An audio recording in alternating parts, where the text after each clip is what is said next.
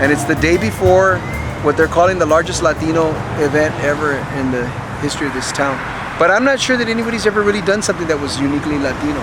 You know, there've been Chicano exhibitions, but I think there's a little difference, is that this is not necessarily politically charged.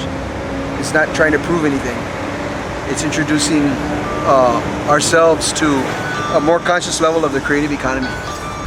Well, in San Antonio, why do people come here? They come looking for something. What is it?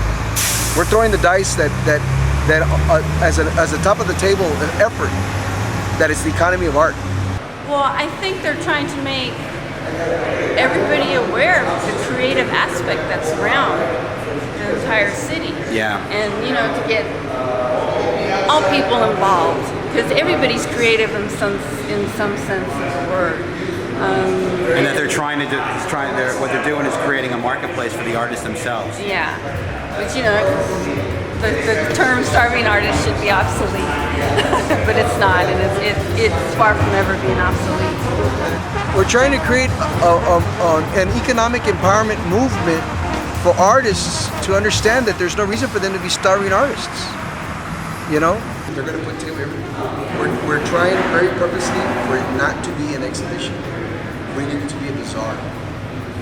Yes. So price tags, all that are very important. What we're trying to do, the purpose of the project, Raise money? No. That should have gone to the is to make money. Is that for the artists, the focus of this project is to focus on the artists' creative, their role in the creative economy. So really, our exercise here is to sell. Anymore, right? Our exercise is to practice negotiation. What's going on here with La Gloria? Well, actually, this is the first time that I think it's been held. Right. And so it's Gabriel Velasquez has been working to compile a group of artists to showcase their work. We're really not, I don't think a lot of us are mainstream artists. And so it's an opportunity, a good opportunity for people who haven't had the venues to show their work, exhibit their work, to come here and show their work on a one-day basis, hopefully to a large segment of the population here in San Antonio.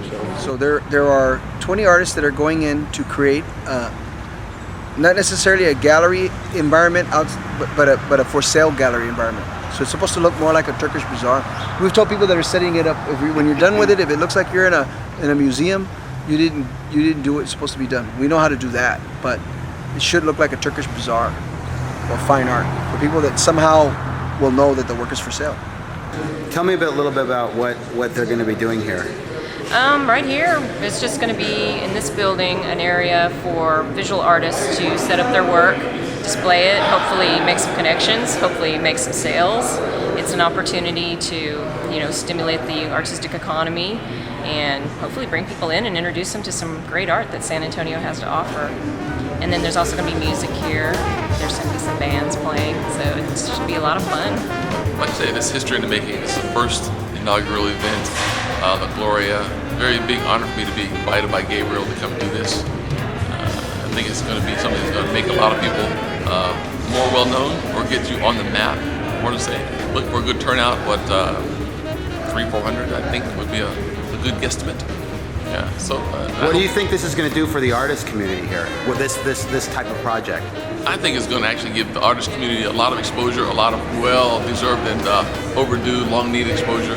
And that's part of what it's about. It's getting exposure, getting seen, getting out there, getting known, and to take part in something on this scale. I say this is citywide. It can only be a good thing.